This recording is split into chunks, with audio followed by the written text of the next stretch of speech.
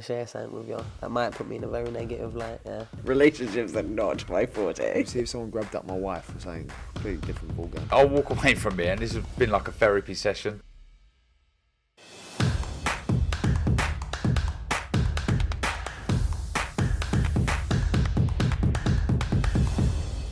Okay, this is KUGAN CASSIUS for IFL TV, proudly sponsored by Everlast. We're at the final press conference here for Shields and Marshall, take 2.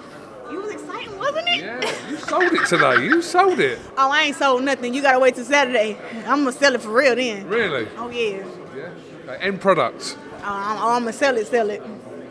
What was your kind of reflection on that press conference? Because it went on for quite a long time. It feels like it wasn't going to end at any point.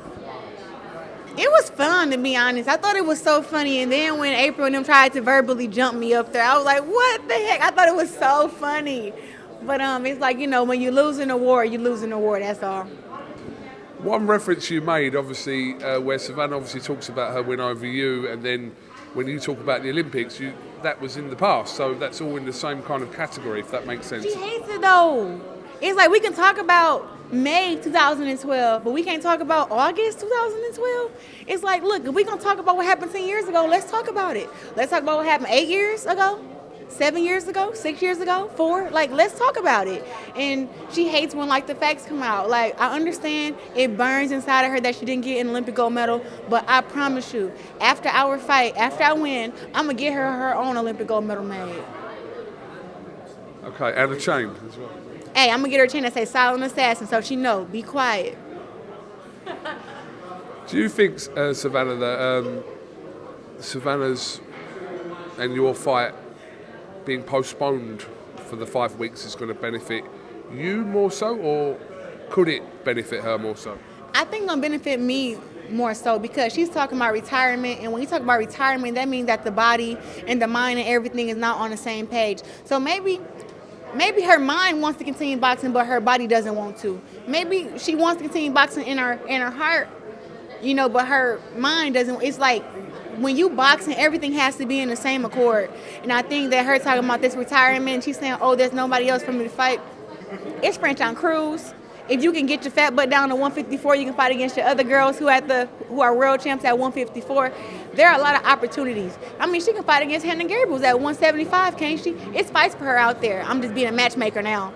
But I'm just saying, like, she would be crazy to leave all these fights on the table. And women's boxing is booming right now. I mean, I'm not doing it. When I beat Savannah Marshall, I don't know where I'm going, but I'm fighting against another world champ after that. She made reference in that press conference to your record of 12 fights. Yeah, she made reference to the knockout percentage in that as well. But for us, we've seen your fights and etc. etc. So was it a case of that's misleading from her to reference your knockout ratio to the amount of fights you've had? It's very misleading because, see, I like to just keep it factual. Look, Savannah Marshall, I am not a hater of you. I promise I'm not. Okay, she fought against Claudia, who was 3 wins and 25 losses. KO. You supposed to knock her out. She fought against Borislava Goranova, 11 wins, 55 losses. You supposed to knock her out. Oh, hold on. We about to get deep now. 8 and 12, Ashley Curry. You supposed to knock her out, sis. Maria Lindbergh, 19 and 6. That's actually a decent record, but nobody talks about the 3 days notice. Woo! All right. Then we're gonna go to Lolita Musea, who's actually a pretty good fighter, but no diss. Lolita is a 147 pounder. That's the truth. So congrats all those knockouts, but she got a lot of false confidence that's gonna hurt her in the fight because none of those girls were undefeated. None of those girls could do anything that I've done inside the ring, and none of those girls couldn't beat me. Those girls wouldn't even sign a contract to beat me. And Ashley Curry didn't even get passed by the commission, my pro debut, to fight against me. And I was 0-0. So I'm just saying, that's just the facts. Claressa, aside from the talk between the two of you, do you rate Savannah as a fighter? Yeah, look, I like to play everything to account. She got a lot of experience as far as in the amateurs. She won some European games. She won a world championship. She hasn't been great in the Olympics. And like over the past couple years, 2012, 14, 16, she didn't do much except maybe win the nationals here in the UK. I was able to win everything because I know how to beat every different style, and I continue to grow and get better. So we're not going to ignore that she has good experience, and we're not going to ignore that she is a little bit bigger than me. So I respect her up in that aspect, but I am very, very skilled, and I'm going in there not with bronze and all that stuff for the fight. I'm going in there with heart, skill, IQ, and I got some punching power on me. Claressa, just finally, before I let you go, over the last month, you've kind of been vocal about Eddie Hearn as well in certain circumstances, etc. Are you? I've seen comments from you regarding Eddie Hearn, regarding the fight that he really wanted to put on at some point. Oh, when the guy tested positive? Yeah. That's not right. If there's any fight and the fighter tests positive, they need to call the fight off until they figure out what exactly is going on for the fighter's safety. That's it. If it was my promoter who do that, I would say that to my promoter. I would say that to any promoter. If it was boxer or anybody, if there's a fighter who tests positive for a banned substance, you're putting the other fighter's life at that risk. So yes, the fight should be called off, and no promoter or anybody should be saying that the fight should go forward. Even the opponent of the guy, even if you feel like you can beat him, you just call it off because boxing is dangerous enough, and to have PEDs involved is just scary. So it's not a knock to him. I mean, me and Eddie Hearn ain't really got no.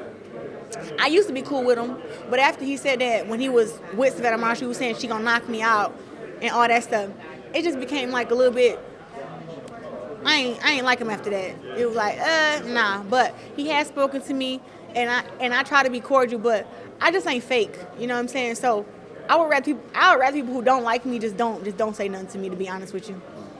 But the focus is on this week, and this week here in England, finally it's happening 5 weeks after the scheduled rescheduled date. It is happening this weekend, Saturday night. We're gonna see some excellent Weigh-ins fights tomorrow, baby. So yeah, we make the weigh-ins. We gonna make weight. Savannah Marshall didn't drink no water today. I know she is starving. Girl, go get you some water. Cause I gotta go pee right now. I got this much water left. I just ate, hydrated. I'm definitely too big for the 160 weight class. Do you have any popcorn? No? I don't eat butter. That's how I look this good. Okay. Yeah, you do. Yeah, you do. No, you're gonna tell me. I'm gonna tell myself. Yeah. I looked in the mirror and said, damn, girl.